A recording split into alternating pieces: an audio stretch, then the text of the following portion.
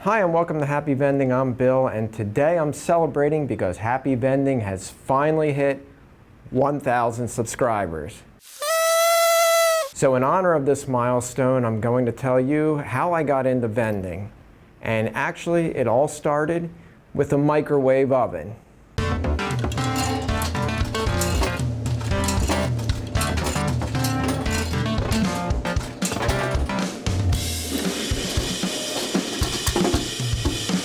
Happy Vending. Once again, thank you everybody who subscribed to the channel, and if you haven't subscribed yet, make sure you hit that button and smash the bell and all that other stuff because I really would appreciate it. Now let's get started on how I got started in vending. First of all, I am a high school teacher. Anyone? I've been teaching for 20 years here at this high school in northeastern Pennsylvania, and I teach communications to 9th through 12th grade students, and it's something I really do enjoy. And prior to 2015, I knew absolutely nothing about vending.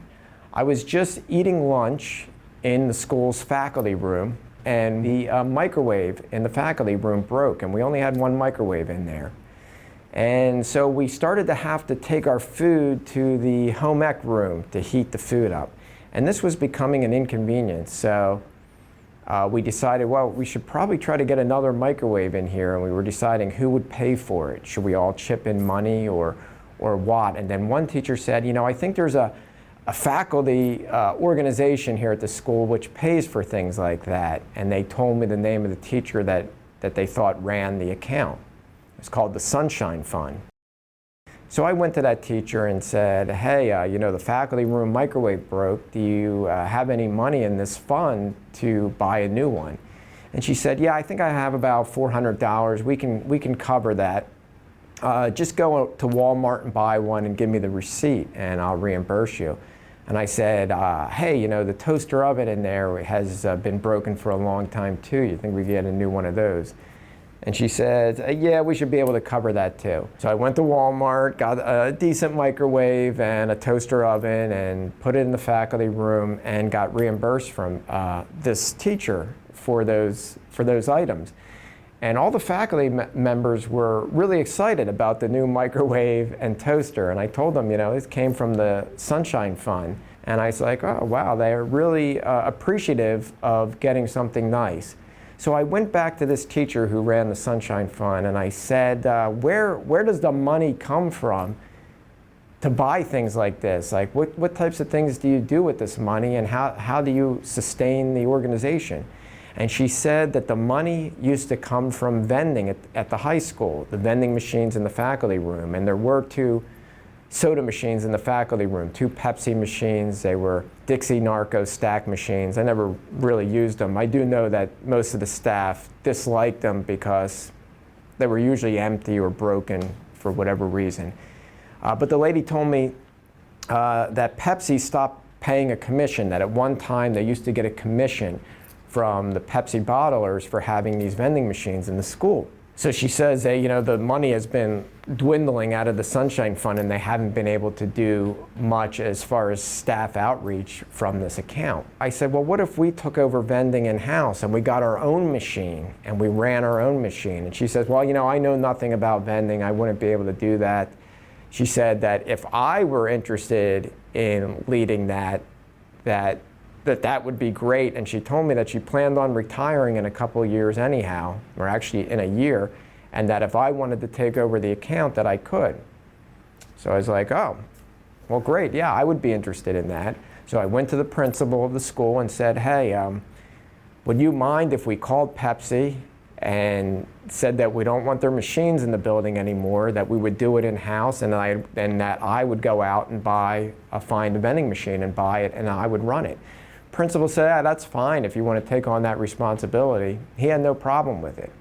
So I called Pepsi. It was close to the end of the school year anyhow. I called Pepsi and said, hey, we're going to go a different route here at the high school and we no longer need their machines there. So within a couple weeks, Pepsi took their machines. And then at the end of the school year, I started looking for a used machine. I was checking on Craigslist, eBay. Once again, knew nothing about vending machines. Now, my advice to you, if you're like me and you know nothing about vending machines and you want to get into it, you should search the internet to try to find information from people that are in vending. And my suggestion is check the Vend Discuss forum, because there's a lot of people there that will steer you in the right direction and tell you what types of machines to get. I happened to stumble on a Royal 8049 machine on eBay that I saw was being sold in Wilmington, Delaware, which isn't too far away from where we're located. And it was only $500, and the price was right, because I certainly could not afford to get a new one. We only had about $400 left in the Sunshine Fund. I knew I was going to have to put out my own money to get this machine until we earned enough money from vending to pay off the machine. So $500 was about right. You know, it was a Powerade machine, had Powerade graphics on it. The guy said local pickup only. I borrowed the school's landscaping pickup, and they had a landscaping trailer on it. I went with my brother down to this guy's house in Wilmington, Delaware. This guy was setting up the vending machine in his driveway, and he was using it for actually his own kids. He figured his kids were drinking too much soda, so he would only give them a certain amount of money every week, and then they would have to go to the vending machine and buy their drinks. Also, other neighborhood kids were coming up to this machine and buying drinks out of it, so he was making a little money on the side. And this was just, you know, right at this guy's house in a residential area. He was deciding to get rid of this machine because he found a Coke machine and he liked the Coke graphics better than the Powerade graphics. And I kind of understand that, because when I saw it, these Powerade graphics were from the late 90s and they were a little outdated, but I was just putting it in the faculty room and I just needed to get my feet wet by just learning a machine. So I didn't really care too much about the graphics. So we loaded this thing up, and actually it's the first time we ever loaded a machine. Vending machines are very heavy. You want to make sure you have somebody with you. We used a refrigerator appliance dolly with the strap around it, brought it up, used tie downs on the trailer, kept the machine in the middle of the trailer to disperse that weight on the wheels. Got it to the school, put it in the faculty room. I didn't have the manual, so I went to the Royal website, downloaded the G3 manual, and just started figuring out how to program this thing, how to load the thing. There was little issues with that machine. First of all, the lights didn't work in it. It had on the pivot, which are sort of like the rotors, the pivot pieces which knock the products down, some of the teeth were broken on them, so they were the first parts that I had to order from Royal. It also had a messed up T-handle on it, so I needed to get a new lock and a new T-handle to close the door. Needed to get some trim pieces, some of the buttons were yellowed. That's a pretty common thing. You get a machine, the plastic cover over the Vend strips, the selection strips is usually yellowed. So sometimes you just want to replace that stuff to make the machine look newer. But I was, you know, training myself. I was learning as I did it. My goal was not to hire somebody to come and fix the machine, because I didn't have that type of money. Finally got the machine in very good working order, put some replacement LED lights in there, lit it up, got it all set up right, and we started selling drinks. However, in a faculty dining room, you don't sell a whole lot of drinks. You'll probably find that out if you ever land a school contract. Faculty rooms are not all that lucrative. But I saw that over in the athletic department, there was another vending machine. It was a Gatorade machine, and I went to the athletic department and said, hey, are you guys getting a commission from running this, it was a Gatorade machine, this Gatorade machine here for students to get sports drinks? And they said, no, company just puts it there, and you know, they're just, you know, providing us with the machine, but we're not getting any money from it. So went to the principal again and said, hey, if the athletic department doesn't mind, would you mind if I get another machine and put it down there in the athletic area for students to use? Because I wanted to get into that whole student realm of vending. I figured that's where the money was going to be, not so much in the staff. Principal said that's okay if the athletic department didn't mind, and they didn't mind. So we had that vending company come take their machine away, and once again hit Craigslist and eBay again. This time I found it was actually a Gatorade machine, another Royal machine, a Merlin 4 machine. Picked this machine up. It was only $500. This machine was actually in better shape than the 804 machine that I got.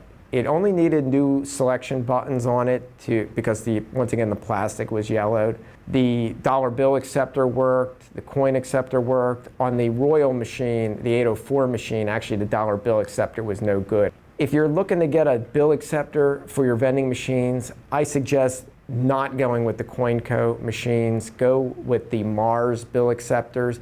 They are far more reliable, and now every bill acceptor that I buy to replace an existing bill acceptor is always a Mars unit.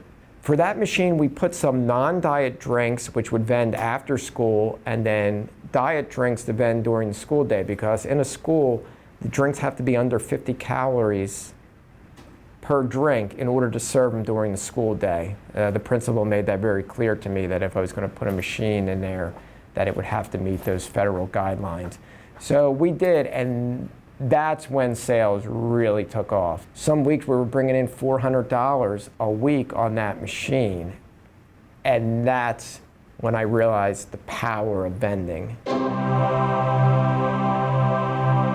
So we decided to expand from there. We wanted to be able to offer more selections. Went back to the principal, said, can we get another machine to put down in the athletic area for more selections for students? Once again, he allowed it. He suggested a different area near a weight room for us to put a machine.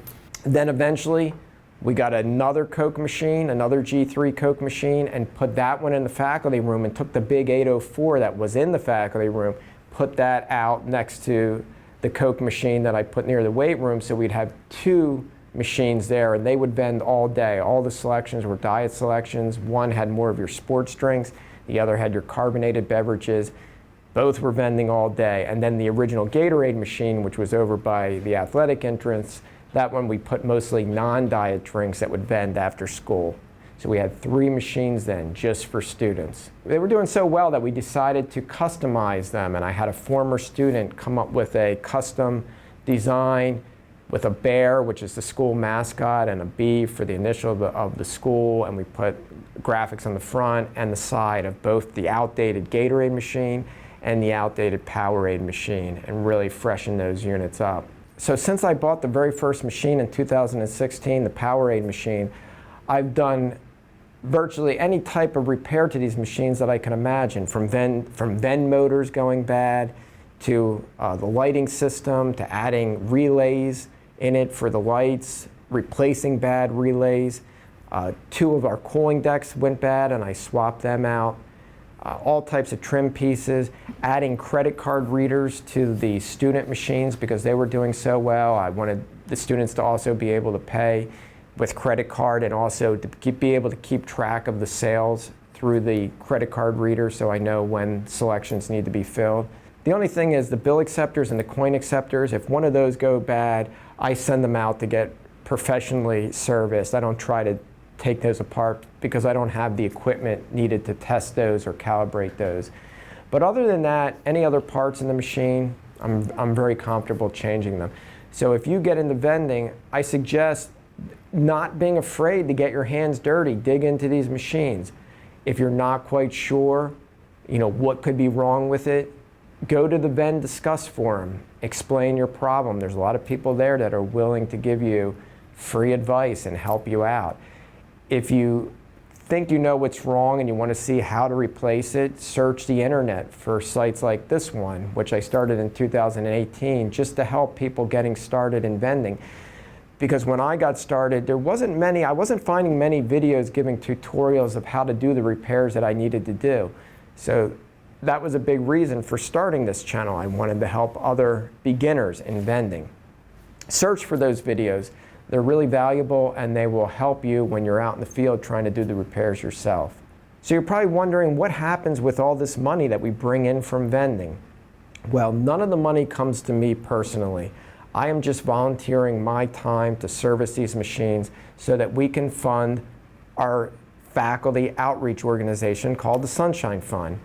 I put together a committee of staff members that work with me, and we do all types of outreach days like hot dog days or donut days or pretzels days or salad days or fruit days, candy days at Halloween. We also do outreach to specific teachers if a teacher had a baby, or if a teacher got married, or if they lost a loved one or are sick.